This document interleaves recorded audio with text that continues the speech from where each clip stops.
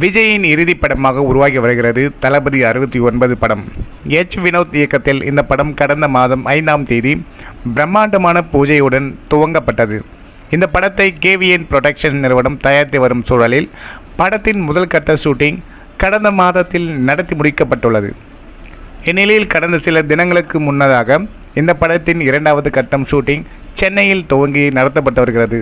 படத்தில் விஜயுடன் பூஜா ஹெக்டே, பாபி தியோல் உள்ளிட்டவர்கள் இணைந்துள்ள நிலையில் தற்போது பிரபல கன்னட நடிகர் சிவராஜ்குமார் இந்த படத்தில் இணைந்துள்ளதாக தெரிவிக்கப்பட்டுள்ளது. இது குறித்து சிவராஜ்குமார் தன்னுடைய பேட்டி ஒன்றில் உறுதிப்படுத்தியுள்ளார். மேலும் நடிகர் விஜய் குறித்து மிகவும் சிலாகத்தி பேசியுள்ளார். விஜய் சிறந்த நடிகர் மட்டுமில்லாமல் நல்ல மனிதரும் கூட என்றும் பாராட்டும் தெரிவித்துள்ளார். அவருக்கு மிகவும் வலிமையான அரசியல் வாய்ஸ் உள்ளதாகவும் குறிப்பிட்டுள்ளார். மேலும் விஜய் தொடர்ந்து நடிப்பார் என்று தான் எதிர்பார்ப்பதாகவும் சிவராஜ்குமார் தனது பேட்டியில் பேசியுள்ளார்.